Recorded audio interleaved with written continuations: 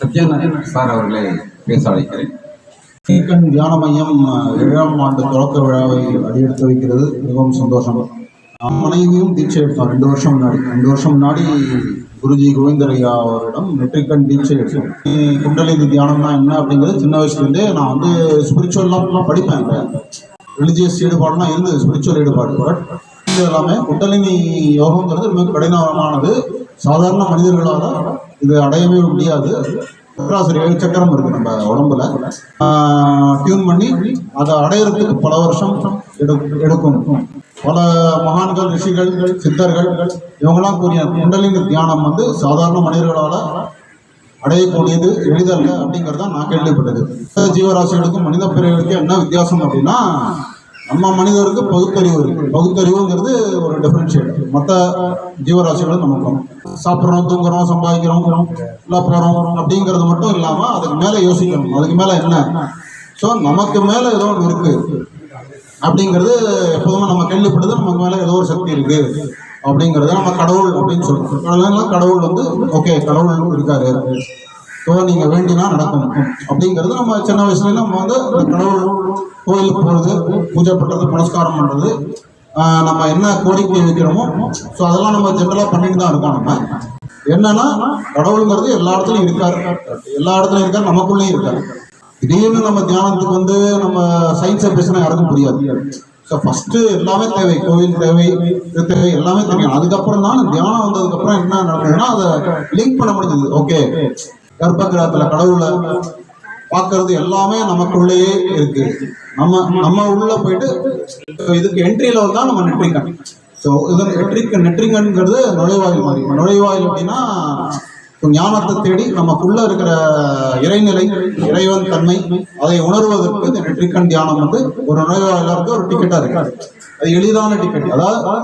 அதாவது எளிமையா நமக்கு குருஜி கோவிந்தரையா நமக்கு கொண்டு சேர்த்திருக்காரு. இந்த குண்டலினி தீட்சைங்கிறது சாதாரண மக்களாலையும் ஈஸியா நம்ம டிக்கெட் எடுத்து நம்ம போக முடியும், அந்த டெஸ்டினேஷனுக்கு போக முடியும் அப்படிங்கிறது குருஜி கோவிந்தரையா உணர செஞ்சிருக்காரு. இதெல்லாம் நானும் என் மனைவி 2 பேருமே இதில் இன்வால்வ் ஆகி தியானம் வந்து டெய்லி பண்ணுறோம். டெய்லி மெடிடேஷன் வந்து பண்ணிட்டு இருக்கோம்.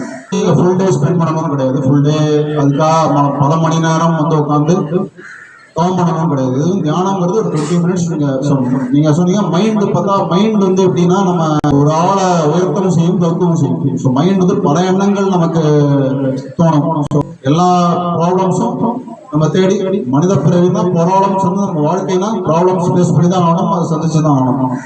தியானம் வந்ததுக்கு அப்புறம் அப்படின்னா மைண்டை வந்து இந்த மெய் உணர்வு அப்படிங்கிறது நமக்குள்ள தூண்டப்படுது. தீட்சை கொடுத்தோம்னா நமக்கு 1 செகண்ட்லயே நம்ம மெய் உணர்வு வந்து நமக்குள்ள உணரலாம். இந்த மெய் உணர்வுங்கிற சக்தி வந்து நமக்குள்ள இருக்குங்கிறத நம்ம உணர முடியும்.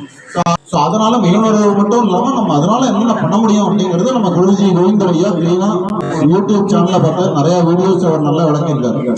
ஓணத்தை பத்தி, மெய்யுணர்வை பத்தி என்னென்ன செய்யுது, நமக்கு என்ன நன்மை செய்யுது, அதனால நமக்கு வாழ்வியல் முன்னேற்றம் வந்து எப்படி நமக்கு ஏற்படுத்திக்கலாம் அப்படிங்கிறது நமக்கு கிளியரா சொல்லியிருக்காரு. இதுவும் ஒரு சயின்ஸ் தான் ஆக்சுவலா. ஸோ கிளீனா மனோபலம் வந்து அதிகமாக இருக்கு. மனோபலம் வந்து ஒரு மனிதனுக்கு முக்கியமானது. ஸோ மனோபலம் இருந்தால் எதையும் சாதிக்கலாம். ஸோ அதுக்கப்புறம் என்னன்னா, எனக்கு எப்படின்னா நான் என்ன வந்தாலும் எனக்கு வந்து கிளீனா ஈஸியாக எடுத்துட்டு அடுத்த ஸ்டெப் என்னங்கிறது யோசிக்கிறது என்னால் முடியுது. முன்னாடி எப்படின்னா கொஞ்சம் தூண்டப்படுவேன் நிறையா. என்ன நடக்கும், என்ன பண்ணுறதுன்னு தெரியல. இப்போ தியானம் வந்ததுக்கு அப்புறம் என்னன்னா எப்போதுமே மைண்டு தெளிவாக இருக்கிற மாதிரியே இருக்கு. என்ன ப்ராப்ளம்ஸ் வந்தாலும் அதுக்கு என்ன ஓகே, சரி நடந்துச்சு, நெக்ஸ்ட் என்ன அப்படிங்கிறது கிளீனா எனக்குள்ள ஒரு தூண்டுதல், எனக்குள்ள ஒரு கைடன்ஸ் எப்போதுமே கிடைக்குது. அப்கோர்ஸ் அந்த நோய் எதிர்ப்பு சக்திங்கிறது கிளீனா நமக்குள்ள தூண்டப்படுது. இம்யூன் சிஸ்டம் நம்ம கேள்விப்பட்டிருக்கோம், சயின்ஸ்ல இம்யூன் சிஸ்டத்தை பத்தி படிச்சிருக்கோம். ஆனா அந்த மெய் உணர்வு நம்ம இது பண்றதுனால என்ன இம்யூன் சிஸ்டத்துல இன்னும் நல்ல ஆக்கப்பூர்வமா செயல்படுத்த உதவுது. நம்ம என்னன்னா ஒரு கிளாண்ட் நமக்கு சுரப்பி, நமக்குள்ள சுரப்பி வந்து சுரக்கும். பிச்சுட்டரி கிளாண்ட்னு சொல்லுவாங்க. அது சுரக்கும். அந்த சுரக்க என்ன ஆகும்னா நமக்கு நோய் எதிர்ப்பு சக்தி வந்து அதிகம். வரதுக்கு முன்னாடி நமக்கு ஏதாவது கோல்டு, ஃபீவர் அப்படின்னா வந்து அப்படியே நான் ஒரு மாதிரி உட்காந்துருவேன். என்னால் எதுவுமே பண்ண முடியாது. இப்போ வந்து என்ன கோல்டு என்ன கடுமையாக தாக்கினா நல்லா டெய்லி ரொட்டீன் பண்ண முடியுது என்னால். நான் எதுவுமே நான் அதை பற்றி கண்டுக்கிறது ஒரு மாதிரி அது பாட்டுக்கு இருக்கு. ஓகே, நம்ம பாட்டுக்கு நம்ம வேலையை பார்ப்போம். எதுக்குமே நான் எனக்கு அந்த மனோபலத்தை எனக்கு கொடுக்குது தியானம். எந்த கோரிக்கை வேணாலும் இல்லை, நியாயமான கோரிக்கையா இருக்கும். நமக்கு வாழ்வியலுக்கு எது தேவையோ அதுக்கான கோரிக்கையா இருக்கும். அதை நீங்க முன் வச்சீங்க, அதுக்கிட்ட நீங்க சொன்னீங்கன்னா அது ஏதோ ஒரு சொல்யூஷன் கண்டிப்பா வந்து கொடுக்கும். கண்டிப்பா அதுக்கான வழிமுறை கைட்லைன்ஸ் உங்களுக்கு கிடைக்கும். ஆனா முயற்சி வந்து உங்களுடைய, நீங்க அதுக்கான முயற்சி வந்து ஓகே நம்ம தியானம் பண்ணிட்டோம் மெய்யும் எடுக்கும், ஓகே நம்ம எதுவும் முயற்சியே பண்ணோம்னா அதுவே நடக்கணும் அப்படின்னு கிடையாது. முயற்சி எப்போதுமே இருக்கணும். நம்ம கைட்லைன்ஸ் அது கொடுக்கும். அதுக்கு ஏற்ற மாதிரி நீங்க வந்து கரெக்டான எஃபர்ட் போட்டு நீங்க போனீங்கன்னா கண்டிப்பா அது வந்து நீங்க வாழ்வியல் குறிக்கோளை நீங்க ஓனா அடைஞ்சிட்டு நீங்க என் கோல் என்ன கோல் செட் பண்ணிருக்கீங்க அந்த கோல் வந்து நீங்க அடைஞ்சிட்டே போகலாம். அது ஒன்று. இன்னொன்று ஆன்மீகம், இது வந்து வாழ்வியலுக்கு நெற்றிக்கண் தியானம். அடுத்தது நம்ம வாழ்வியல் மட்டும் இல்லாம நம்ம இன்னும் சில தீட்சையெல்லாம் கொடுத்துருக்காரு. உச்சிக்கண் தீட்சை, பிடரிக்கண் தீட்சை. ஸோ உச்சிக்கண் தீட்சை, பிடரிக்கண் தீட்சை அப்படின்னா ஆன்மீகம். நீங்க ஆன்மீகத்துல முன்னேறணும், நீங்க ஆன்மீகத்துல அடுத்த கட்ட நிலையை நீங்க போகணும் அப்படின்னா உச்சிக்கண் தீட்சை. உச்சிக்கண் தீட்சை அப்படின்னா நமக்குள்ள உள்ள இறைத்தன்மை உணர்ந்து அதோட தொடர்பு கொள்றதுதான் உச்சிக்கண் தீட்சை. ஸோ நமக்குள்ள உள்ள ஸ்பிரிச்சுவல் நீங்க இன்க்ரீஸ் பண்ணிக்கணும், நமக்குள்ள உள்ள இறைவனை உணர்வதற்கு நீங்க வந்து ஸ்டெப் எடுத்து நீங்க முன்னேறணும் அப்படின்னா நெக்ஸ்ட் வந்து அது உச்சிக்கண் தீட்சை. ஸோ 20 hours டெய்லி நீங்க ஸ்பெண்ட் பண்ணுங்க. அதை ஸ்பெண்ட் பண்ணா என்ன ஆகும்னா அது மெய்யுணர்வு கவனிக்க என்ன ஆகும்னா எண்ணங்கள்லாம் ஒருநிலைப்படும். எண்ணங்கள் பல இது சிதறாம நீங்க வந்து அதை மட்டும் நீங்க கவனிக்க என்ன ஆகும், பலவித நன்மைகள் முன்னேற்றம் ஏற்படும். அது வந்து நான் வந்து கண்டிப்பா ரியலைஸ் பண்ணிருக்கேன். ஸோ தியானத்துக்கு முன்னாடி இருந்ததுக்கும் இப்போ தியானம் வந்ததுக்கு அப்புறம் என்னோட வாழ்வியல்ல பல நன்மைகள் நடந்துருக்கு. நல்ல கைட்லைன்ஸ் கொடுத்துருக்கு. நம்ம உடம்புல நல்ல ஆற்றல், பிரபஞ்சம் வந்து நிறைய ஆற்றல் கொடுத்துருக்கு நமக்கு.